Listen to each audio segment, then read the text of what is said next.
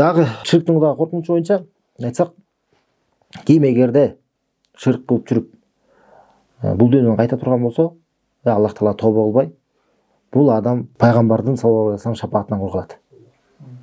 Пайгамбардын шапаатынан кой калмак турсун, анын үчүн эч ким шапаат кыла албай калат. Түшүндүрбү? Эч ким шапаат кыла албайт. Башка момундар дагы, периштелер дагы, шакиттер дагы, шейиттер дагы, ким гана болбосун. Эч ким андай адам үчүн ортомчу болуп Аллахтан сурап, ортого чыгып шапаат кыла албайт. Бул тууралуу пайгамбар саллаллаху алейхи вассаламга бир күнү сахих хадис Абу Хурайра радиаллаху анху келип сурайт. Мана асадун наси би шафаатика яумал кыяма дейт. Кыямат күнү сенин шапаатыңа ээ болгон эң бактылуу адамдар кимдер дейт да. Көрсөңүз? Ушинтип келип сурады. Сураганда пайгамбар саллаллаху алейхи вассалам айтат да, мен ушул суроону дейт, эң биринчи сен сурайт болушуң керек деп ойлогонмун дейт да. Абу Хурайра айтат да, ушул суроону эң биринчи сен сурайт болушуң керек деп ойлогом дейт. Анткени сенин хадиске болгон умтулууңду көргөнмүн дейт да. Бул жактан, хадистин ушул жагынан Абу Хурайра деген сахабанын артыкчылыгын түшүнөбүз да. Көрсөңүз? Артыкчылыгы демек илимге умтулган экен. Туура түшүнүгү да болгон экен да. Пайгамбар саллаллаху алейхи вассалам аны мактап. Эмнеге мындай түшүнүккө жетип калып атат? Эмнеге айтып атат? Эмнеге ушундай жакшылыкка жетип калып атат? Анткени айтат пайгамбар саллаллаху алейхи вассалам, кene сенин хадиске болгон умтулууңду көргөнмүн дейт да. Хадиске пайгамбар саллаллаху алейхи вассалам сөздөрүн аларды укканга, аларды түшүнгөнгө аябай умтулган экен да. Ошол себептен эмне болуп калат? Мында туура түшүнүк болуп пайгамбар саллаллаху алейхи вассалам аны мактап атат. Көрсөңүз, биз дагы эгерде туура түшүнүккө ээ болгубуз келген болсо, биз мына ошол хадиске умтулушубуз керек. Ал айтты, бул айтты, тигил айтты деген эмес. Пайгамбар саллаллаху алейхи вассалам эмне айтты? Мына далилге умтулушубуз керек да. Ошондо динде бизде туура түшүнүк болот да. Жана айтат пайгамбар саллаллаху алейхи вассалам айтат сурагандан кийин асадун наси би шафаати яумал кыяма ман кала ла илаха иллаллах халисан мин калби дейт да. Кыямат күнү менин шапаатыма ээ болгон эң бактылуу адам дейт. Эң бактылуу адам бул ла илаха иллаллахты чын жүрөктөн айткандар дейт да. Ким ла илаха иллаллахты чын жүрөктөн айткан болсо, жөн эле тил менен айтып коюп эмес, чын жүрөктөн, ыхластуулук менен айтып, ошонун негизинде жашап жүргөн болсо, ошо чын жүрөк менен айтуу деген ошо менен жашоо да. Жөн эле айтып коюу эмес да, чынында карманып, анан буза турган ширктен алыс болуп жашаган болсо, ошол адам дейт, эң бактылуу адамдар, ошолор менин шапаатыма ээ болушат дейт. Менин шапаатыма ээ болот дейт да, субханалла. Эми тескерисинче карасаңыздар, эгерде демек ким ширк кылса, ла илаха иллаллахты буза турган нерсени кылса, эмне болот экен? Шапааттан кур калат. Шапаатына жетпейт. Башка хадисте пайгамбар саллаллаху алейхи вассалам айтат. Ар бир пайгамбардын бир дуасы бар эле дейт. Сөзсүз жооп бериле турган. Ар бир пайгамбардын бир дуасы болот эле, сөзсүз Аллах Таалага жооп берет эле дейт да. Жана баардык пайгамбарлар ошо дуасын колдонуп алган дейт. Болду, колдонуп койгон дейт да. Бир эле мен дейт да, мен дейт. Мен муну калтырып койгом дейт. Колдонгон эмесмин дейт. Эмне үчүн дейт? Кыямат күнү менин үмөтүм үчүн шапаат кылыш үчүн дейт. Кыямат күнү барып туруп ошол үмөтүм үчүн дуа кылсам, ошол кыямат күнү мага жооп берсин деп. Карасаңыздар, субхана, пайгамбар саллаллаху алейхи вассалам кандай биз үчүн жакшылыкка умтулган да. Көздөр калтырып койгон экен. Чында эле окуя бар, бул пайгамбар саллаллаху алейхи вассалам шапааты тууралуу. Андай кыямат күнү бул белгилүү, бирок бул кыяматта болот да. Азыр болсо пайгамбар саллаллаху алейхи вассаламдан шапаат сураган болбойт. Бул ширк болуп калат. Азырга дуа менен кайрылган болбойт. Ошо кыяматка калтырым деп атат, көрсөңүздөр. Кайсы кыяматта дейт. Жана кыяматта барганда эле ошол заматта эле пайгамбар саллаллаху алейхи вассалам шапаат кылып баштабайт. Аллахтан сурайт биринчи. Аллахка жалбарып, сурап кайрылгандан кийин гана пайгамбарыбызга саллаллаху алейхи вассалам уруксат берилет да. Айтат анан пайгамбар саллаллаху алейхи вассалам, мен ошол дуамды дейт, кыямат күнү шапаат кылыш үчүн калтырып койдум дейт. Жана ага дейт, вахия наилатун иншаалла ман ла юшрик биллахи шай'ан дейт. Жана ошого дейт, иншаалла дейт пайгамбар саллаллаху алейхи вассалам айтат. Чында Аллах кааласа дейт. Аллахка ким эч нерсени шерик келтирбесе, ошолор жетет дейт. Көсөрө аны кылып айтат пайгамбар саллаллаху алейхи вассалам. Пайгамбар саллаллаху алейхи вассалам шапаатына, ортомчулугуна ким Аллахка эч нерсени шерик келтирбесе, ошолор жетет деп атат. А ким ширк кылса демек эмне болот экен? Ал жетпейт. Ал кур калат да. Көсөрө. Эми могул жерде мына маанилүү жак бар да. Бүгүнкү күнү кээ бир адамдар пайда болду, субхана, Аллах сактасын. Аллах Таала туура түшүнүктүү берген болсун. Пайгамбарыбыздан саллаллаху алейхи вассалам дуа менен кайрылып, ага анын шапаатын сурагандар бар да. Пайгамбар саллаллаху алейхи вассалам өзү кайсы айткан, ад-дуа хуал ибада дейт. Дуа бул ибадат деген да. Дуа менен Аллахтан башка кимге гана биз кайрылбасак, бул ширк болуп калат. Ибадатты Аллахтан башка бирөөгө ардаган болуп калабыз. Мисалы, эң эле жөнөкөй карасаңыздар, христиандар бар го. Христиандар Иса пайгамбарга дуа кылышабы? Сурап, аны ортомчу болуп бер деп, Мариямга кайрылышат, башкаларга айтышат, алардын сөздөрү бар да. О, заступниче наша на небесах деп алар айтышат да. О, асманда болгон биздин ортомчубуз деп кайрылышат. Өздөрүнүн жанагы маркумдарына. Святой деп коюшат го ошолордунчу. Эми суроо, алар ошол Исага же Мариямга дуа кылып ортомчулук сурап атканда бул ширкпи? Муну ширк деп айтабыз туурабы? Эми кайсы бир мусулманмын деп келип туруп Мухаммад пайгамбарга дуа кылып мага ортомчу бол десе бул ширк болбой калабы?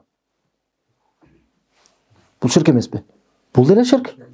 Бул деле ширк. Бул эмнеге ширк болбой калат? Адилеттүүлүк кайда турабы? Эмнеге тиги азапталыш керек, бул азапталбаш керек андачы? Эмнеге тиги тозокко кириш керек, бул бешикке кириш керек да? Бул деле ошондой эле ширк. Ошондой эле ширк. Ошондо пайгамбар саллаллаху алейхи вассалам өзү кайтарып кеткен. Ла татруни кама атратан насара Иса ибн Мариям дейт да. Иса Мариямдын уулун христиандар көтөрмөлөгөндөй мени көтөрмөлөбөлө деген да. Мен өзүмдүн ордуна, Аллах пайгамбар саллаллаху алейхи вассаламдын өзүнүн орду бар. Ошондон бийик өйдө көтөрүп салбагыла деген да. Иса пайгамбардын өзү орду болгон да. Андан бийик алар көтөрүп салып жатат. Аллах менен теңдеш кылып салышкан турабы? Пайгамбар саллаллаху алейхи вассаламдын өзүнүн орду бар. Өзүнүн деңгээли бар. Ошого чейин биз аны сыйлап урматтайбыз. Бирок андан бийик Аллах менен теңдеш кылып салбайбыз да. Мени ошончолук ошондой кылып көтөрмөлөбөлө деген да. Валекин кулу Абдуллахи ва расулу. Бирок айткыла, мен Аллахтын кулумун деп айткыла дейт. Пайгамбар саллаллаху алейхи вассалам Аллахтын кулу, Аллахтын пендеси. Бирок ошо менен бирге ал Аллахтын элчиси. Жөнөкөй эле пенде, ал Аллахтын элчиси да. Жана карасаңыздар, мына пайгамбар саллаллаху алейхи вассалам өзү айтып атат. Мени көтөрмөлөбөгүлө дейт. Ширктен кайтарып атат. Ушинтип жүрсө, шапаатка ким жетет экенин айтып атат. Шапаатка карасаңыздар, ушул жакта дагы кандай Аллах тааланын бизге болгон нематы да. Аллах таала алдын ала билет да баардык нерсени. Пайгамбардын шапаатына жетемин деп ширкке түшкөн адамдар болот экенин Аллах таала билген да. Ошон үчүн мына өзүнүн пайгамбар болсом бизге сөздөр айтып кетип атат. Менин шапаатыма жетет ким дейт, ким Аллахка эч нерсени шерик келтирбесе дейт. Ошол жетет менин шапаатыма деп атат. Шапаатка жеткиси келип бүгүн эмне кылып атат? Кээ бирлер пайгамбарга дуа кылып кайрылып атышат. Ширк кылып атышпайбы буларчы? Биз аларга айтат эле, силер шапаатка жеткире келетабы? Анда Аллахтын өзүнө сыйынгыла, анда Мухаммадка сыйынбагыла. Ага дуа менен кайрылбагыла. Булар карасаңыз тескери болуп калып атат да. Шапаатка жетебиз деп шапааттан кур калып атышат. Шапаатка жетебиз деп шапааттан кур калат. Ачынында пайгамбар саллаллаху алейхи вассалам булар кайрылган дуаларды укпайт. Уккан болсо дагы жооп бере албайт. Кыямат күнү келгенде булар кайрылгандыгы үчүн булар Аллах ушул келтирген ширктерин ал пайгамбар саллаллаху алейхи вассалам жокко чыгарат. Буларга кайра каршы чыгат. Булар бул тууралуу Аллах айтат: "Ин тад'уухум ла ясмау дуаакум." Эгер силер аларга дуа менен кайрылсаңар дейт, кимге гана болбосун Аллахтан башка, алар силердин дуаңарды укпайт дейт. "Валау самиу мастажабу лакум" дейт. Эгерде уккан болсо дагы силерге жооп бере албайт. "Ва яумал кыямати якфуруна би ширкикум" дейт. Жана кыямат күнү силер ошо Аллахтан башка бирөөгө дуа кылган ушул ишиңер ширктиңерди дейт. Аллах таала көрсөтөр, ушул ишти ширк деп айтып атат. Ушул ширкиңерди алар жокко чыгарат дейт. Буларга каршы чыгат. Айтат: "Вала юнаббиука мислу хабир" дейт. Жана кабардар данышман Аллах таала сымал бул нерсени сага эч ким да мындай кабарлап бере албайт дейт. Пайгамбар саллаллаху алейхи вассалам кыяматта келип туруп, эгерде максаты ошондой болсо, эгерде келип туруп булар үчүн шапаатчы болом деп өзү кааласа дагы булар үчүн шапаат кыла албай калат. Анткени булар кылган иши ширк да. Көрсөңүздөр? Аллах таала Кур'ан айтканда: "Вала танфаухум шафаату шафиин" деген. Шапаатчылардын шапааты аларга жардам бербейт деген. Ортомчулардын ортомчулугу капырларга ширк кылгандар үчүн жардам бербейт деп Аллах таала Кур'ан айтканда. Көрсөңүздөр, эгерде ширк кылып тоба кылбай ошондой абалда өлсө, ким гана болбосун, элдин баары чогулуп келип туруп, баардыгы келип туруп шапаат кылабыз десе, алардын шапааты өтпөйт. Аллах таала Кур'ан айткандай: "Мен заллази яшфау индаху илля биизни" дейт. Анын Аллах тааланын уруксаты болмой туруп, анын алдына ким шапаат кыла алат дейт. Аятыл Курсиде окуп жүрөсүздөр го. Ким шапаат кылат? Аллах таала уруксат бербегенден эч ким шапаат кылгысы келсе шапаат кыла албай калат. Ошондой эле биякта Мухаммад пайгамбар саллаллаху алейхи вассалам. Башка хадис бар. Ушундай маанинде тастыктаган. Бул хадис Имам аль-Бухариде келет. Сахих хадис. Абу Хурайра радиаллаху анху айтат.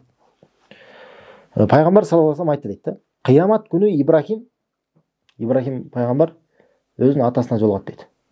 Өзүнүн атасы, бунун атасынын аты Азар. Куранда келет да бул окуясы. Азар деген бул жана идалдарды, бутпарастарды өз кол менен жазатчы да. Капыр болгон да. Кыямат күнү Ибрахим өзүнүн атасына кезип, анын ошол атасынын дейт, жүзү дейт, чаң баскан болот дейт да. Чаң басып жана капкара болуп калган дейт да. Кыяматта өкүнгөндөн мындай кээ бир адам жүзү мындай караргансып болуп калат го. Ошондой болуп калган дейт да. Карарып калган дейт. Чаң басып калган дейт. Жана ага айтат дейт Ибрахим: "Мен сага айтпадым беле, мага каршы чыкпа" деп. Мага каршы чыкпа деп мен сага айтпадым беле деп ага ошол күнү экөө сүйлөшөт. Ошентип айтканда атасы айтат: "Мына бүгүн мен сага баш ийемин" деп айтат. Ошо субханалла. Бүгүн мына сага баш ийемин дейт. Бирок кыямат күнү ошо пайда береби? Болду, бүттү деген сөз. Туурабы? Субханалла. Кыямат күнү баардык адам ыйманга келгиси келет, бирок алардын убакыты өткөн болот, кеч болуп калган болот. Ошондо анан Ибрахим айтады: о Рабби дейді да, Аллах тағалаға қайрылады: я Рабб дейді, шынында сен маға қиямат күні мені қор қылбайсың деп маға уәда бергенсің дейді да. Менің атам алыс болып қалғандан дағы бұндан дағы көбірек қайсы қорлық бар дейді да. Өсіріп не қылады? Ибрахим алейхисалам өзінің атасы үшін шапаат қылғысы келіп жатады, ортомчу болғысы келіп жатады, Аллах тағалаға қайрылып жатады, бұны азаптаба деп сұрағысы келіп жатады да, шапаат қылған. Анткени бұл біз бұған чейин айтпадық беле, капырлар үшін ортомчу болып шығу, жалар үшін дуа кылуу тыюу салынган деп. Ибрахим арам кылды деген сөз эмес. Аллах Таала өзү Кур'ан айтканда бул Ибрахим атасы үшін уада кылып койгон, уада берип койгон бул жашоодо. Кур'анда Аллах Таала айткандай, бул өзү уадасын аткарган, уада берген да, ошо атасы үшін сурайм депчи. Мына ошол кыяматта аткарып атат уадасын. Жана бир суроо, ушундан өткөн кандай чоңкордук бар деп суранат. Сураганда Аллах Таалага айтат: "Арсазар, чынында мен капырлар үшін бейишти арам кылып койдум" дейт. Болду, бул нерсе чечилген. Капыр болуп өлдүбү бул кайсы бир адам? Чоң ширк кылып жүрүп, капырчылык кылып жүрүп, тоба кылбай, исламга келбей, ла иляха илlalloh карманбай жүрүп, ошол абалда өлгөн болсо, эмне болуп кеткен? Болду. Ага бейиш арам дейт. Болду, эч нерсе болду. Бул чечилген. Бул чечилген деген сөз да. Жана ага айтылат дейт Ибрахимге: "Эй Ибрахим" дейт, "алдыңды карачы" дейт да. Алдын караса, чөөнү көрөт дейт. Ошого кан чачыраган дейт да. Ушундай абалда дейт да. Ошол чөөнү алып туруп дейт, бутуна сүрөп барып тозокко карап салышат дейт.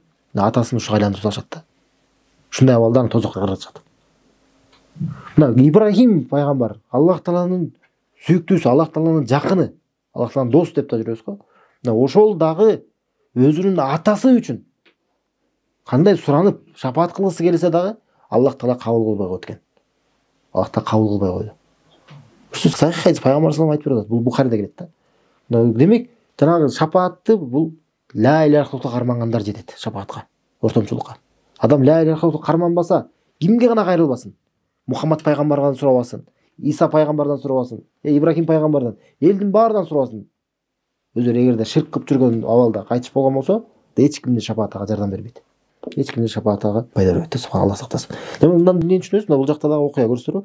Атасы үчүн күйүп атат. Мына азыр тирүү кезде жакындарыбыз үчүн биз күйүп жетишип калышыбыз керек да. Эгерде Аллах сактасын ширк кылып жүргөн абалда өлсө, дуа да кыла албайт экенбиз. Кыяматта аларга үчүн да эч ким жардам бере албай калат экен да, субханаллах.